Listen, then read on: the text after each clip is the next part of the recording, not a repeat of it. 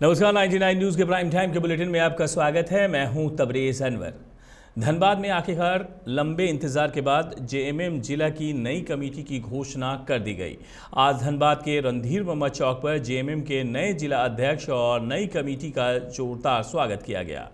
कार्यकर्ताओं ने फूलमाला आतिशबाजी कर एक दूसरे को मिठाई खिलाकर बधाई दी। वहीं नए जिला अध्यक्ष सचिव के स्वागत कार्यक्रम में गुटबाजी देखने को मिली। पूर्व जिला अध्यक्ष रमेश टुड्डू, पवन महतो इस कार्यक्रम से दूरी बनाते दिखे। पुरानी कमेटी को भंग कर दिए जाने के बाद जिला में कोऑर्डिनेशन कमेटी के सभी कार्य देख रही थी। आज करीब 3 महीने बाद नए जिला अध्यक्ष की घोषणा होते ही कार्यकर्ताओं में जश्न का माहौल है। वहीं नए जिला अध्यक्ष ने कहा है कि 2024 में विधानसभा हो या लोकसभा चुनाव में जेएमएम बेहतर प्रदर्शन करेगी। मतलब प्रतीक्षित कमेटी बनी है। सब लोगों को बहुत आशा और भरोसा था और काफ़ी इंतज़ार कर रहे थे कि पता नहीं कब जिला कमेटी बनेगी, बट अचानक से कल नोटिफिकेशन आया और जिला कमेटी का गठन कर दिया गया। और जैसा कि आप लोग सब देख रहे हैं, कमेटी बड़ा ही संतुलित तरीके से बनाया गया है, जहां पे पुराने लोगों का भी सम्मान का ख्याल रखा गया। शहीद परिवारों से भी लोगों को यहाँ पर जगह दिया गया, साथ ही साथ नए चेहरे को भी इसमें रखा गया। तो टोटल कुल मिलाकर हम ये देख सकते हैं कि पूरा ही एक बैलेंस रखने का प्रयास किया गया है और हम लोगों को पूरा भरोसा है कि ये जो कमेटी बनी है, आदरणीय लोखी सोरेन जी को अध्यक्ष और मनु आलम जी को सचिव बनाया गया। बाकी जितने भी पदाधिकारीगण हैं वो सभी अपने आप पे काफ़ी मतलब परिपूर्ण है राजनीति में। तो हम लोग को एक अच्छा एक ऊर्जा और एक उमंग जागा है कि हमारी जिला कमेटी फिर से मजबूत होगी और धनबाद में एक अच्छा संगठन का निर्माण करके हम लोग आने वाले चुनाव के लिए तैयारी करेंगे। जी बिल्कुल, आपने सही कहा कि एक नए ऊर्जा के साथ हम लोग उतरे हैं मैदान में, लेकिन जिन लोगों को आप लोगों ने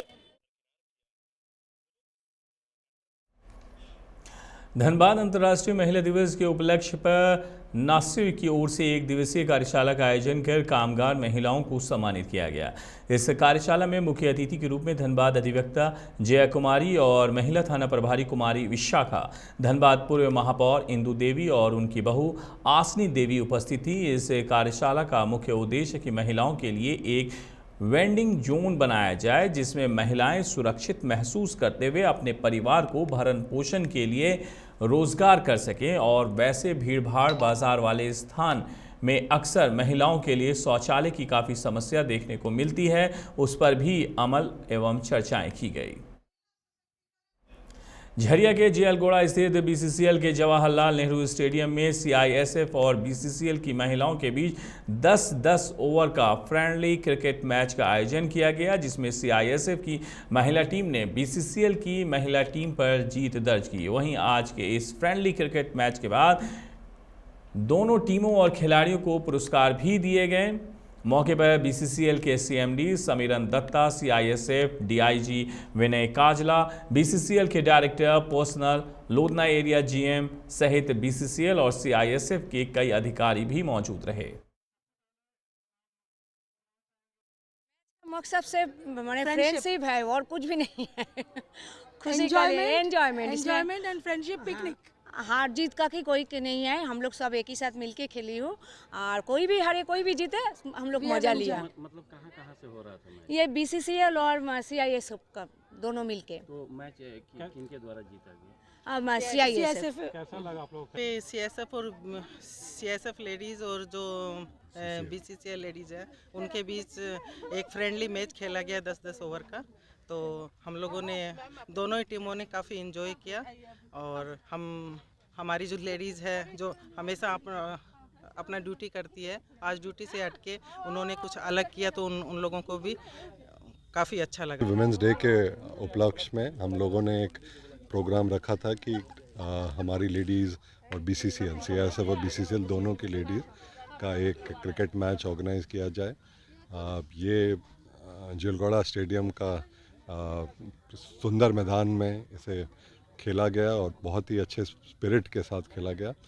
एक ठीक है कि एक टीम ने जीतना है, एक टीम ने हारना है। आज सीआईएसएफ टीम जीती है, पर दाद देनी होगी सभी पार्टिसिपेंट्स की जिन्होंने इतना जोश और जज्बा दिखाया। इस चंद लम्हे में सभी ने एंजॉय किया और एक तरह से अपनी पर्सनल ज़िंदगी से हट के जब हम सामंजस्य में होके कुछ कार्यक्रम।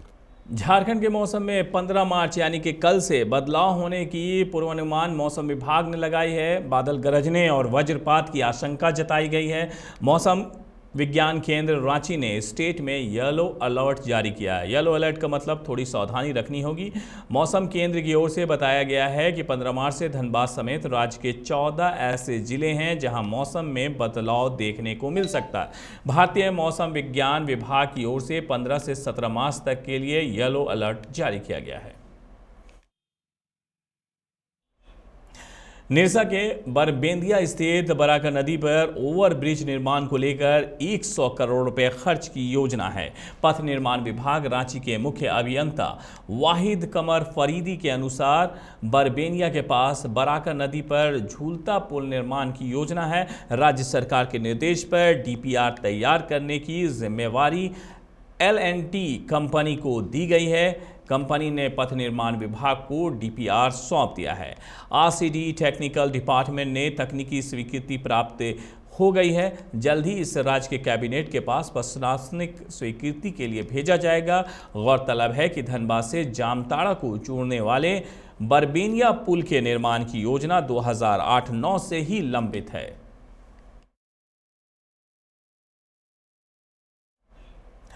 धनबाद नगर निगम ने स्वच्छ उत्सव रथ को रवाना किया है। डोर टू डोर सफाई की कमान महिलाओं को सौंपी गई है। स्वच्छ उत्सव रथ को नगर आयुक्त सत्येंद्र कुमार, JMM नेत्री नीलम मिश्रा और नगर निगम की कई अधिकारियों ने हरी झंडी दिखाकर रवाना किया। नगर आयुक्त सत्येंद्र कुमार ने कहा है कि नगर निगम में स्वच्छ उत्सव के अंतर्गत डोर टू डोर सफाई कलेक्शन से लेकर सफाई वाहन सभी महिलाओं के हाथ में सौंप दी गई है। वार्ड संख्या 28 को चिन्हित किया गया है जहां महिलाओं के द्वारा सफाई से लेकर जागरूकता अभियान तक चलाया जाएगा। महीने का सफाई की जागरूकता पूरे भारतवर्ष में हमारे जो अर्बन नगर विकास विभाग से महिलाओं को सफाई के प्रति जागरूकता के लिए तो वुमेन्स लीड सैनिटेशन जो भी सफाई का काम है चाहे किसी भी रूप में हो उसका नेतृत्व तो महिलाएं करें। तो हम लोग के द्वारा जो डोर टू डोर कचरा का विस्तार किया जा रहा था तो हम लोगों ने एक वार्ड को चुना है 28 वार्ड को। इसको एक एक्सपेरिमेंट के रूप में महिलाओं को हम लोग इस बीमारी दे रहे हैं जहाँ स्वीपिंग कार से लेके डोर टू डोर कचरा उठाव का काम करेगी। इससे लोगों में भावना आएगी क्योंकि सफाई की सबसे बड़ी जिम्मेवारी हमारी महिलाओं की होती है और वो अपनी भूमिकाएं काफ़ी अदा कर रही हैं।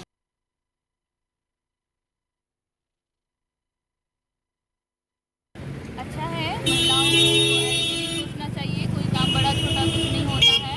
आप अपने सशक्तिकरण को पहचानिए, अपने हुनर को पहचानिए और अपने शहर में, अपने डिस्ट्रिक्ट में, अपने स्टेट को आगे बढ़ाइए। उसके लिए छोटा सा पहल नहीं तो बेटर है, कुछ अजीब सा नहीं लग रहा।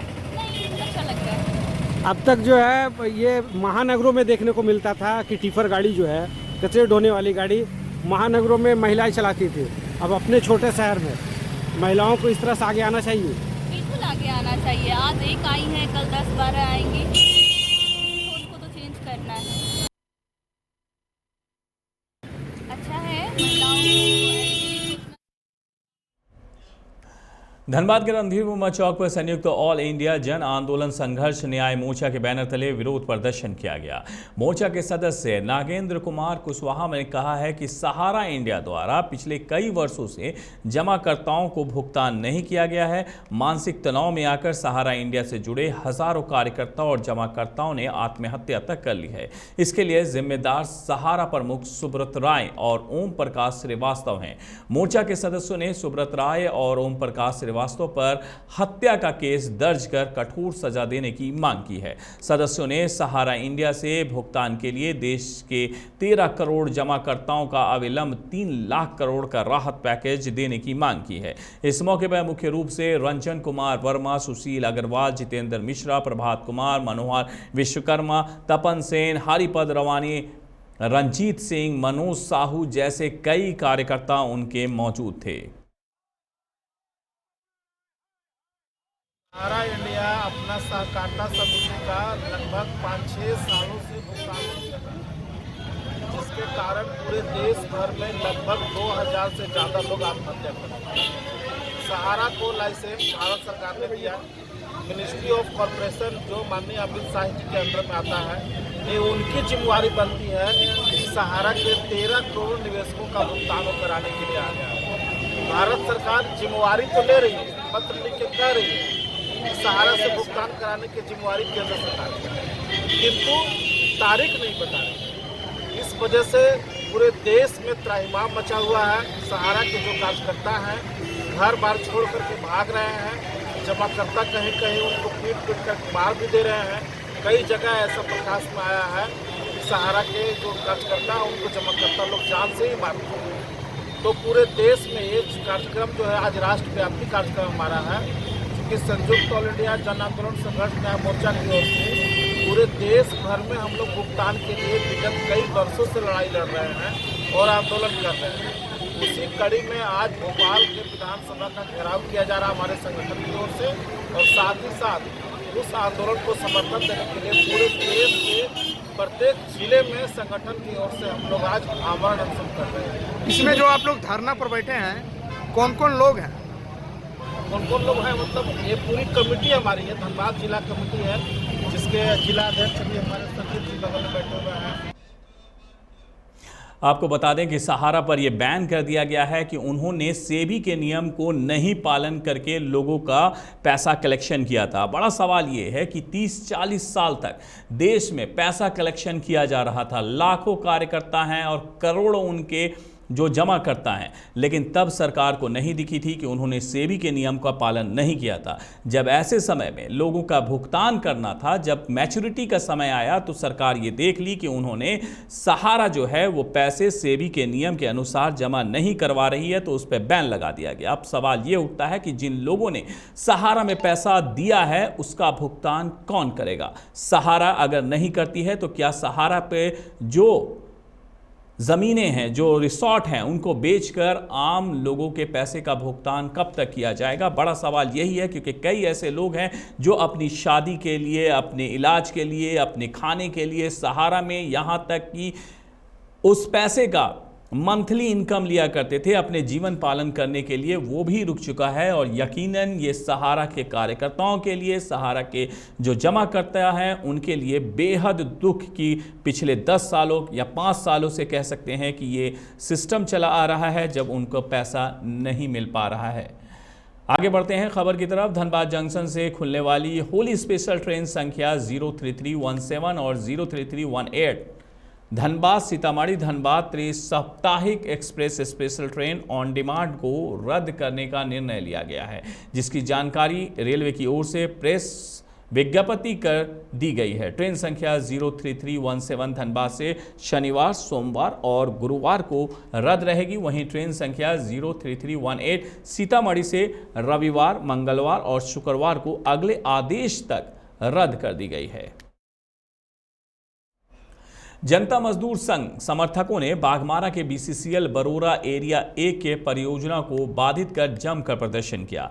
इस दौरान परियोजना का उत्पादन, परिवहन सहित कई अन्य कार्य पूरी तरह ठप हो गए हैं। प्रदर्शनकारियों की माने तो बीसीसीएल बरोरा एरिया 1 अंतर्गत संचालित माइन आउटसोर्सिंग माइंस जो बिना किसी पूर्व सूचना के बंद करने की तैयारी चल रही है, जिसमें स्थानीय रैयत जो कार्यरत कर्मी हैं उनके साथ बेरोजगारी की समस्या आने की आशंका है। इन कर्मियों का ये मानना है कि इनके ज़मीनों का उत्खनन के दौरान नष्ट कर दिया गया है। अब ऐसे में जब नौकरी चली जाएगी तब ये सब खेती भी नहीं कर पाएंगे और इसी वजह से भुखमरी की समस्या का सामना पूरे परिवार को झेलना पड़ सकता है।